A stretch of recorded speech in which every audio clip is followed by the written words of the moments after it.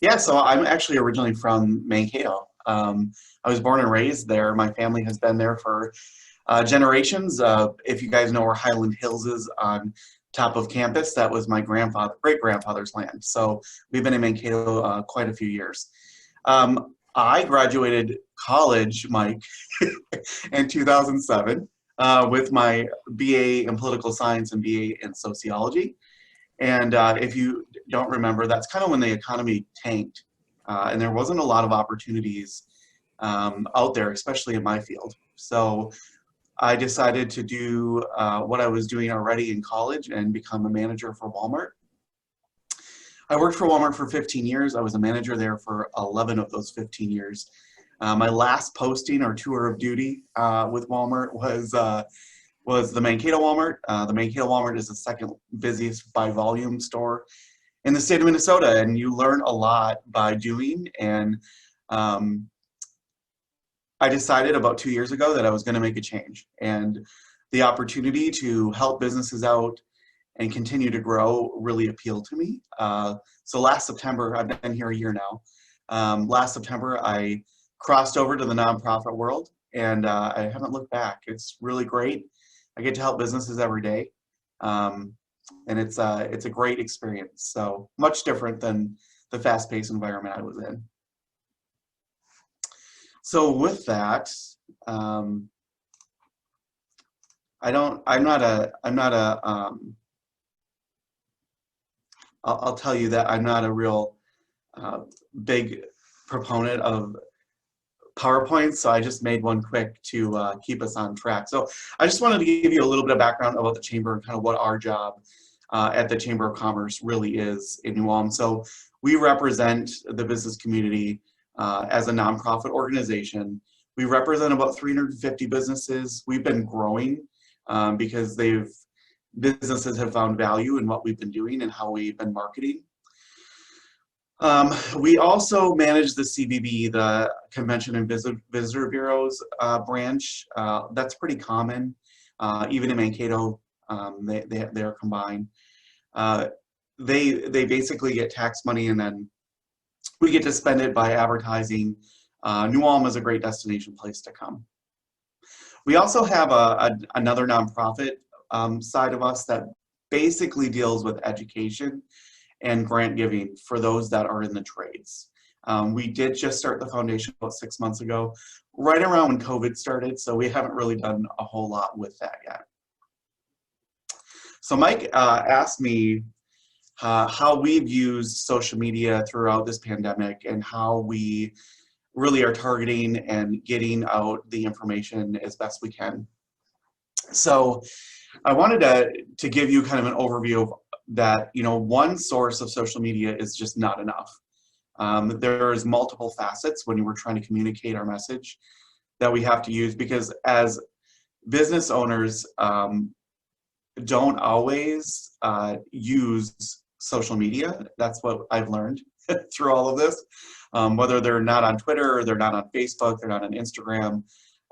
Some of them barely use email. So we really had to use kind of a multifaceted approach. So we started with our weekly email. So we were emailing out at the beginning of this pandemic. I went back and looked. We emailed out in just 1 month 46 different emails to members. Whether that was for funding or learning opportunities, whatever it was, those weekly emails seemed to communicate. Now, as an industry specific, a normal open rate, 7% really good for emails. Like, that's usually pretty good. We were having an open rate of 48%, with click rates up to 50%, which is extremely good. That means that people were receiving the information, understanding the information, and using that information to the good. So those weekly emails continue. We have dipped a little bit. We're at about a 38% open rate with about a 17 to 18% click rate. So those are really good. Facebook, Instagram, and Twitter, are one of those things is once it's out there, it's out there. So we had to be really careful and understand the consequences, not consequences, but the understanding that, you know, once it was out there, the business community would start spreading things. So they had to be accurate, right? So many times people would post things and have to delete them, and we didn't want to be that organization. We wanted to provide the most accurate information we possibly could. For most of our Facebook, Instagram, and Twitter social media campaign, we did a fairly good reach. We did do paid advertising for some of our ads. So on Facebook, you can either boost or you can paid ad. Paid ad, you can basically narrow down very good demographics, exactly who you wanted to target. A boost, you can do the same, but it's a little bit more generic, and it's actually not as effective. Facebook's algorithm kind of changed at the beginning of the year, and it is not as effective to boost a post as it is to pay an ad. But anyway, so we used a lot of that to communicate things like this this graphic here, business breakdown. So the business breakdowns were pretty informative sessions. We had senators and representatives. Mike Hahn, I know, was on a couple of them. We used all of our resources to the betterment of the business community. Department of Health, superintendents, that kind of stuff, they all joined those calls. We also started sharing, you know, how to help businesses get through it. You know, at first, you probably remember we were talking about buying gift cards at restaurants and small businesses, and then we appreciated our doctors and our heroes and all those people. We did a rash of campaigns. Even our seniors, our 2020 graduating seniors, we helped push the message and thank them for staying in town. We did a senior cruise, like a parade, and that was all pushed on social media. We also found out that personal video dialogues were far more effective than just a generic post or maybe a flyer. So people, for some reason, liked my voice, and so they wanted to hear more from me, and so we started answering questions live. We also, the extended online office hours, we actually opened up a personal Zoom meeting every day for 2 hours at the end of the day. We had multiple people come in the room and just start asking questions. How can I open up? Am I a critical business? You know, what do I do to furlough my employees? So all of those questions we were trying to give resources to on the fly. And so that seemed to be better because some of the business community relies more heavily on that. And then we did use a lot of Facebook pre-registration Zoom to reach people. I'll tell you, the Facebook events, about halfway through, all virtual events I canceled at the chamber. They just became ineffective and really wasn't worth our time. We weren't having a very good reach. So how do we do all of those things in one spot? We just pulled it together. So we used a lot of groups to give us information, because I'm certainly not a health expert. I drink way too much caffeinated beverage and I eat terrible. So speaking to being a health expert way is not good. So we actually started pulling in all kinds of Brown County Health and the manager of the city, the EDA, superintendents, media consultants. You know, Lime Valley did a really great presentation on how to start an online store for us at one point. We also had the U.S. Chamber and the Minnesota Chamber continue to help some of our businesses that were still in need. And I think more than anything, it was just to give them more outlets. If you remember correctly, when the pandemic really first started, there was a lot of information going at businesses, and it was extremely hard to filter. And so we were trying to be the filter and not share every single thing, but share the really important things: how to get funding, where to find it, how to get help. Those were the things that we're really trying to push, while minimizing stories like anything political, anything that didn't really point to the cause. We've just stopped sharing those types of things. And then one thing that we learned, and maybe we should have done differently, is number one, the GIF is fun because you can't take everything personal during a pandemic. I don't know how many times I had regional managers and business owners come into the chamber and just unload because of anger and frustration about how programs were being run and why can the candy store open but our store can't open, and that we took the brunt of a lot of that. So when we talk about things that we maybe should have done, just don't take things personal. But looking back, we could have increased our feedback loop on Facebook and Twitter specifically, just allowing people to get an action to say, hey, I needed more information on X, Y, and Z.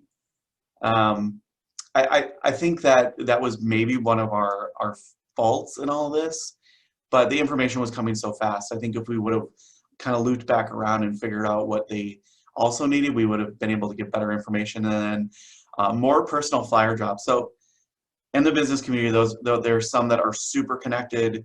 They're driving their business online really, really well. They've got an online presence. A lot of our restaurants started food ordering for online. And then you have other business owners that are not as equipped. So social media is great, but sometimes it's about printing a flyer off and going to hand deliver them in our business. And that's what I learned towards the end. We stopped doing virtual events, and I don't know if that was the right thing to do. We continued to communicate fully on social media, and I think that stopping the business calls was maybe a mistake, and we're actually starting them up again in October. We're trying to give the business community a better outlook on Q4 and what they can change and do better. And then, like I said, don't sweat the small stuff. Tools we have found of use. We really found out that communicating, collaborating, and celebrating our success was really important this year. And we use some of these tools like the U.S. Chamber and the Minnesota Health Department as good resources to point people in the direction. But we also found that sharing their social media and not creating our own content was actually a little bit more accurate and more viable for our organization.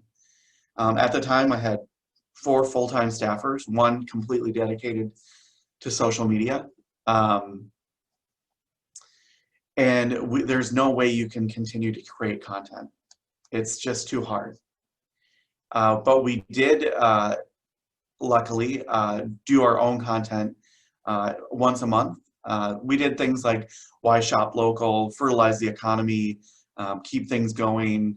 So once a month we did an article that went to not only print media, but also to all of our social media outlets. I had a great team, and I think that's what made things go as smoothly as they did. We kind of were a fish out of water that first month, but we really learned how to run and how to hit social media in all cylinders. And then for the marketing majors, if you have not found Canva in your life, go find it now. We used Canva before, but man, we abused Canva heavily in the end because you just don't have time to do everything. So Canva became our #1 go-to tool. And then virtual events. So one thing that we found with virtual events, if you don't make them fun, people will not come.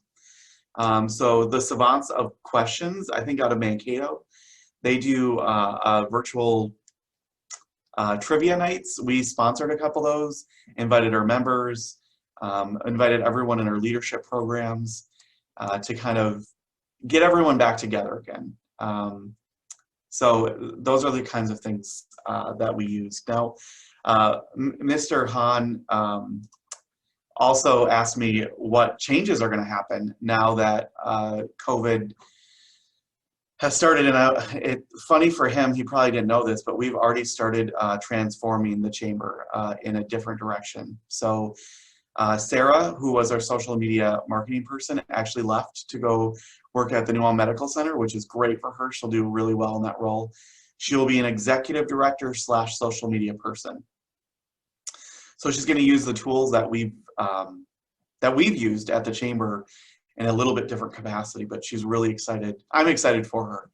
I get to keep her in the community and still call her when I run into problems. So she's really great. But we also did some transformations in structure at the chamber. We are outsourcing a lot of our social media and advertising. So we actually just put an RFP out 2 weeks ago. They're due next week. And then we're gonna pick who gets to help the chamber advertise and use social media to our advantage. We also eliminated a position at the chamber called our executive assistant. They were to kind of help me get out more, and obviously with COVID, it just was not happening. And in the chamber world, we are a membership-based organization, and it's time to change that perception. So we have a lot of work to do on the backside of this. So right now it's just myself as full-time, and I have Jenny Eckstein, who is our VP, that is still in the office, but everyone else has left me, and it's a good thing. We plan to pick it up in 2021. We know what we want, but we're not hiring until some of this blows over. So Mike didn't know that, but we actually started transforming right away. You know, one thing that I keep telling nonprofit organizations is if you don't see what you're going to do in 5 years, then you're probably not going to survive. And so it's really hard for nonprofits right now to see the light, because a lot of their festivals, organizations, carnivals, whatever they did in the past to raise funds are gone. And they probably won't be here next spring either. So, you know, how do you transform what you used to do into something that is useful? At the chamber world, it is all about connecting and communicating with people, but also filling the need for things that they don't have, like leadership programs, and giving them the resources that they actually need. So I think in the future, the chamber will be a lot stronger coming out of this, but we have some work to do. I think all nonprofits do.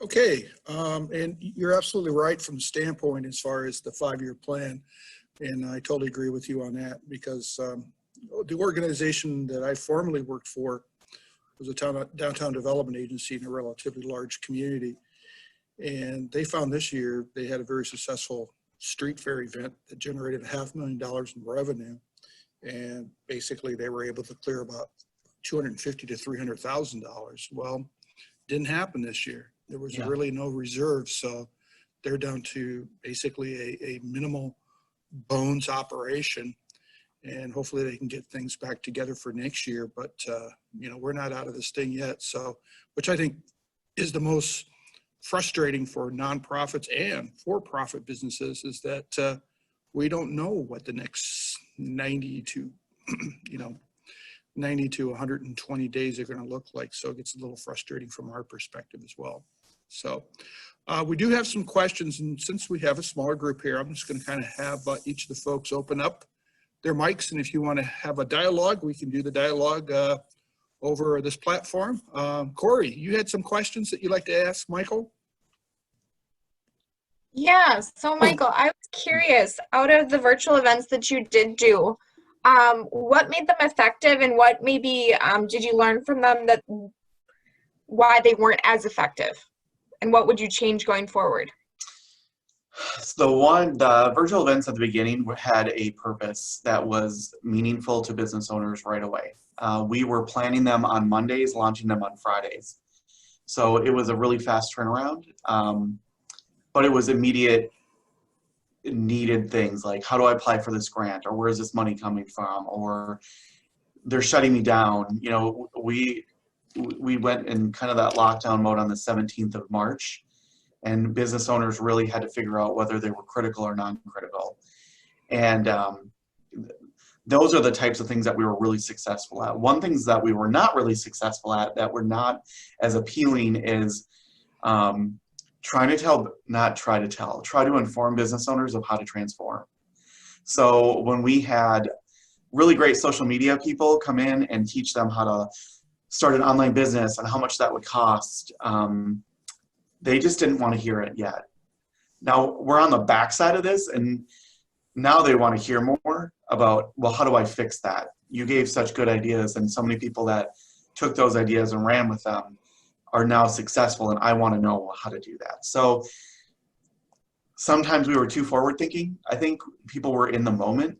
And so we just had to keep that in mind. And that's why we're doing one for fourth quarter about, you know, if they do shut down, are you ready to go curbside? Are you ready to hit social media like crazy? You know, if you don't have a post every day, why not? What's going on in your organization that you can't? So that's the kind of stuff that we're trying to reach for them this quarter. Okay, thank you. Gary, you had a question? You're on mute, Gary. There we go. Sorry. Yeah, on the Zoom events, a couple of different things. When you're dealing environment and you're doing it regularly on the Zoom events, there's been some concern about security. So I'd be curious if you have any issues there. There has to be a level between making it, you know, easy. You know, you have to balance security with making it easy. And so it's allowing access, but at the same time, you're a membership organization, which I can appreciate. I've worked in a nonprofit with a member organization. So you have to make the case you're bringing value. So you got to have a balance between having it, you know, available to members and being somewhat open. So from a security, the business call idea, I'd like to hear a little bit more about that. Was that a password only? How did you handle that so that non-members were kind of siphoning off information without joining? So those are the issues: security, and then any issues as far as from a membership standpoint, providing services to your members that are clearly they're getting their value. For security, we always did registered events when it came to the bigger events that we advertised. We did do the first one with just a password, and we put the password on our social media, and that was not good. So we learned. As far as, you know, membership versus non-membership, at the very beginning of this, I told our board and the executive team, I don't care if they're a member or not, we're going to provide services to the entire business community. This was not a who dived in, who didn't. And because we did that, we have 12 new members just today. So, you know, most of New Ulm in general is part of the business community. They want to be. They're very tight knit. There were some outliers that had kind of left over the years, and we got most of them back. But I did not, just to put it blank, I didn't care whether they're a member or not a member. My main goal was to keep businesses open.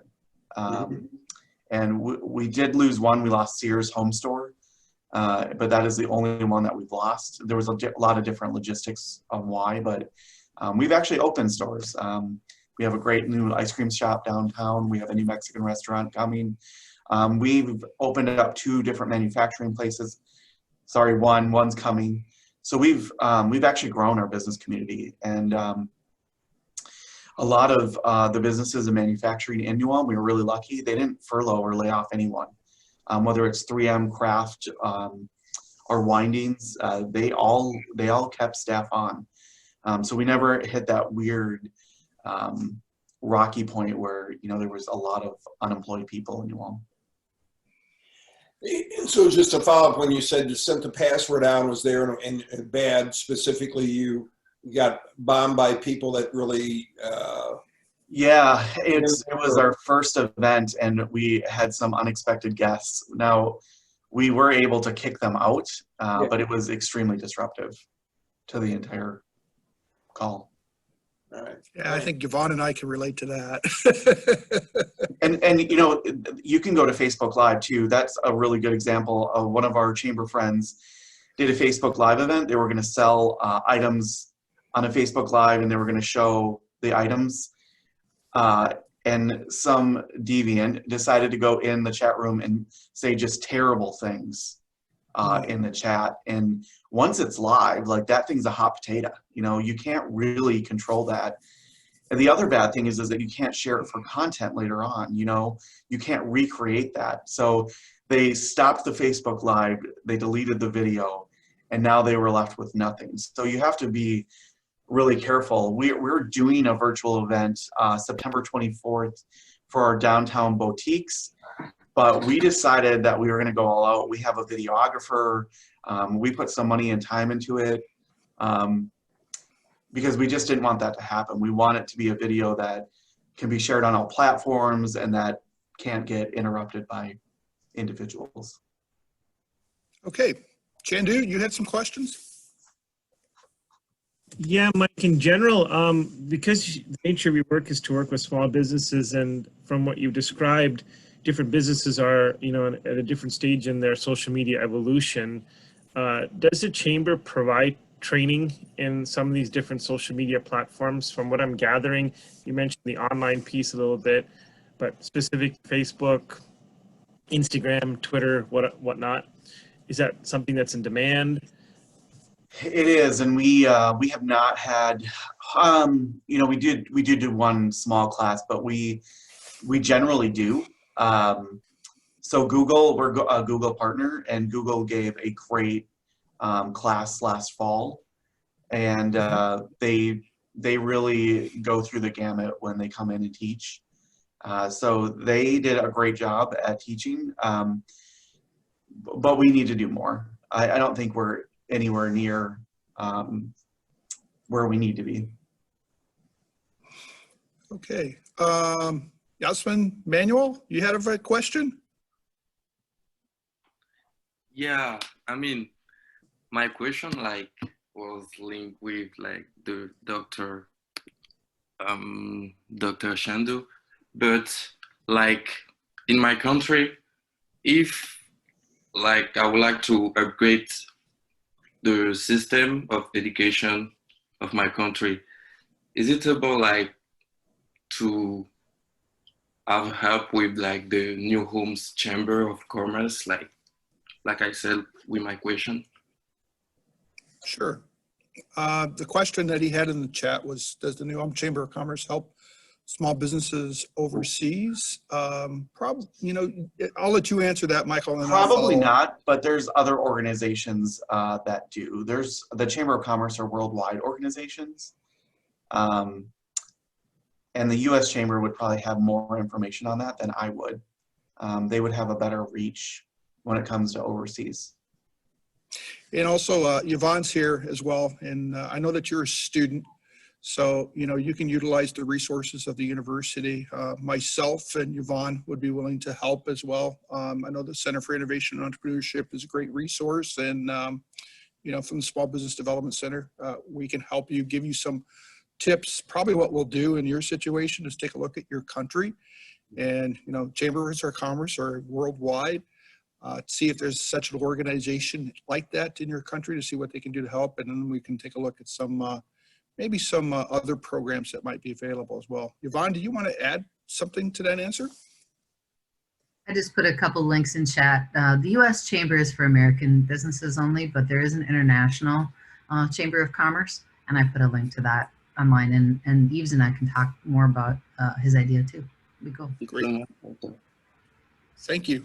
Yvonne, you also had a question. Go ahead and keep your mic open. I did. Could you talk about some of the successful connecting events that maybe you've gone to, you know, or that you've seen happen online with your members? I'm curious. I've been to a few that I thought were really successful, and some that, you know, like you said, if they're not very fun, then it's somehow the humor and the fun aspect is more important than I think than ever. But I'm curious about what some of the ones you've been to that you consider to be successful look like. So our young professionals group did a bunch of trivia nights with the questions of savants, savants of questions, excuse me, and that was pretty successful. There was a good 40, 45 people that were able to network. We did do a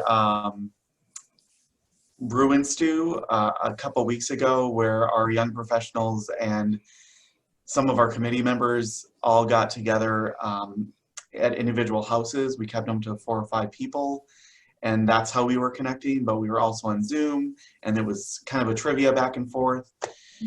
But it has been really difficult to engage people online.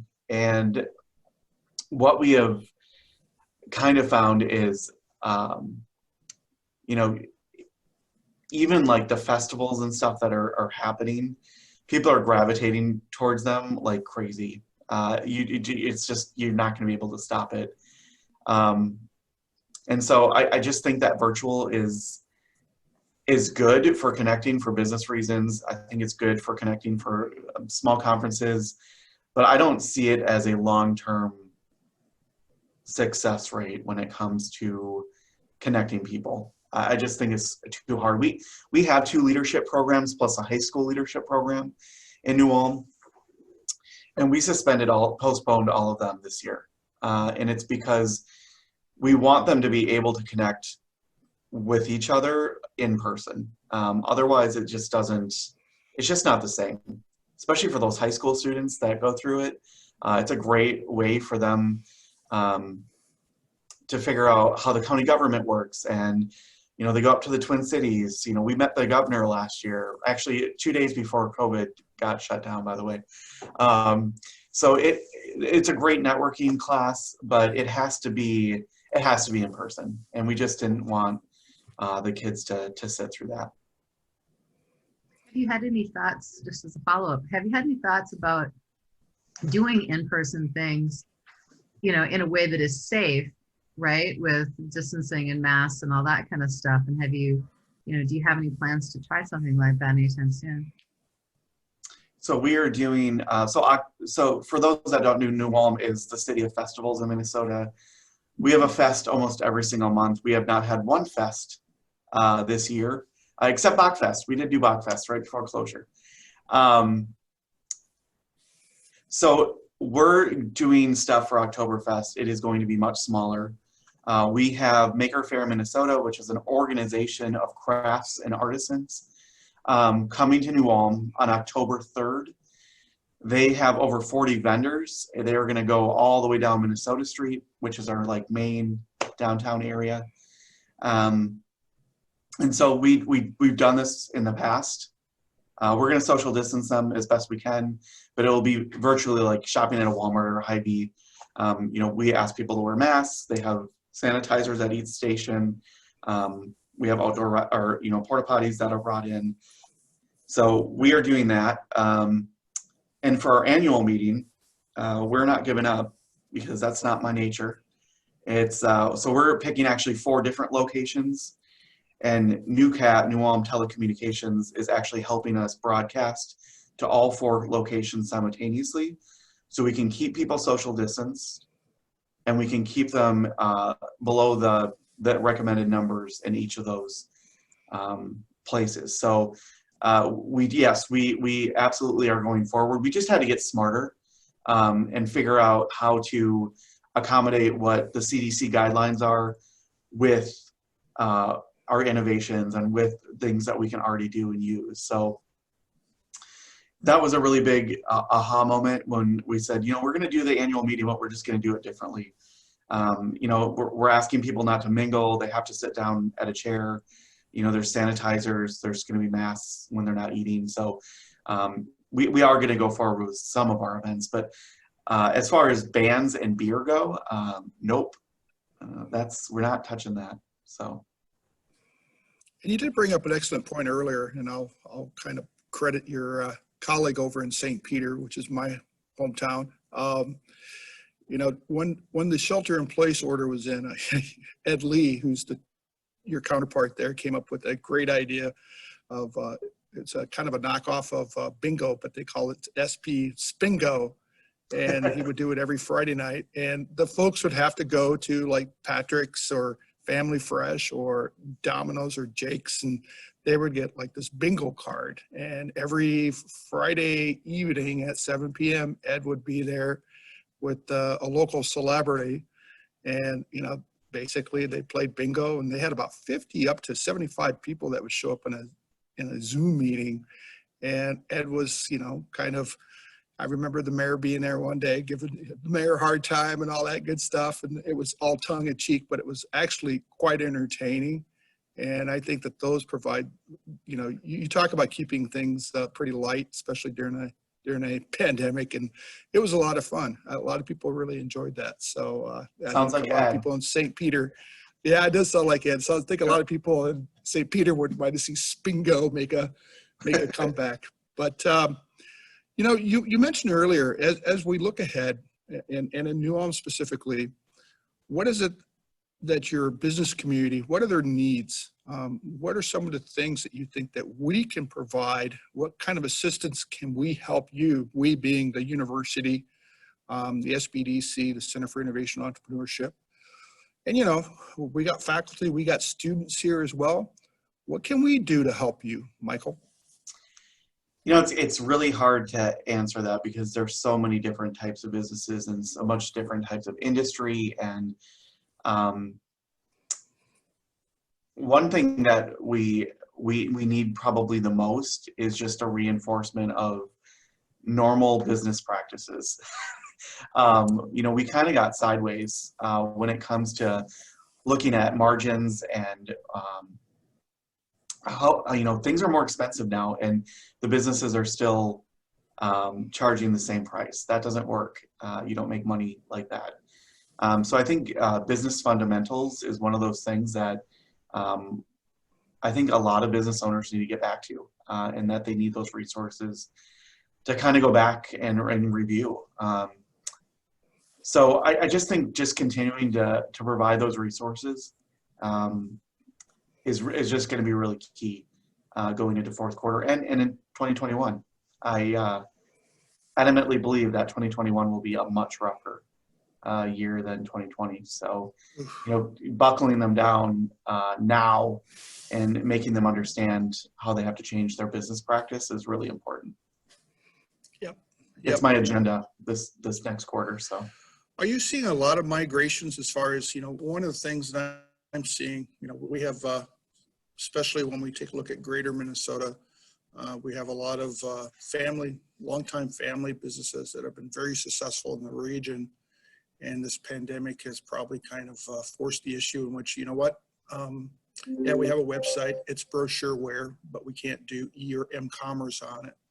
Are you seeing businesses finally kind of making that transitions from basically bricks to clicks so that they have both platforms available to them? yeah. So two success stories are Ada Zinnia. She normally did floral online, but she actually is adding her entire catalog. Inspired in downtown, not Inspired Bridal, Inspired the other one. It's very inspirational, that block. Inspired Gifts has completely gone online with clothing and merchandise, and she couldn't believe the success in the first month. She couldn't believe it. And then Bailey Creek is going online next month, I believe. So yes, the mom and pops, as I love them to death, if they don't innovate, they will die in the next 5 years. So they are all aware. I think that they are ready for that next step. So, and this is my final question, and if anybody has any other questions, feel free to put them in chat, and I'll make sure that your mic is open. But you talked about planning 5 years out. You know, how do you see chambers of commerce and even local economic development agencies? How will they be different 3 to 5 years from now, from your perspective, Michael? I think, in my opinion, you're going to see a lot of consolidation. I don't think you need 3 directors for all of those organizations. You know, even the chambers in Brown County, we've already been talking about how do we merge this together to make it more effective. You know, our communities our main communities in Brown County are very similar. They have very similar attributes. You know, how do we make this a little bit more all-encompassing?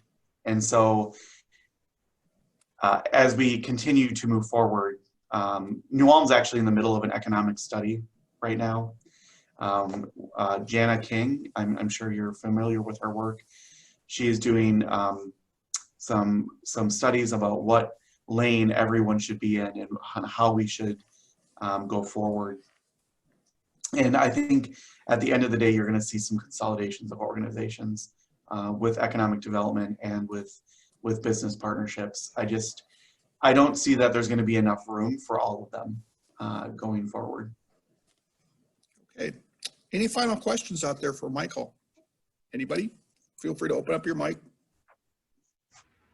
Hey, Michael, if I'll send you a separate note, but I've done a few talks about Google Analytics and search engine optimization, that sort of thing.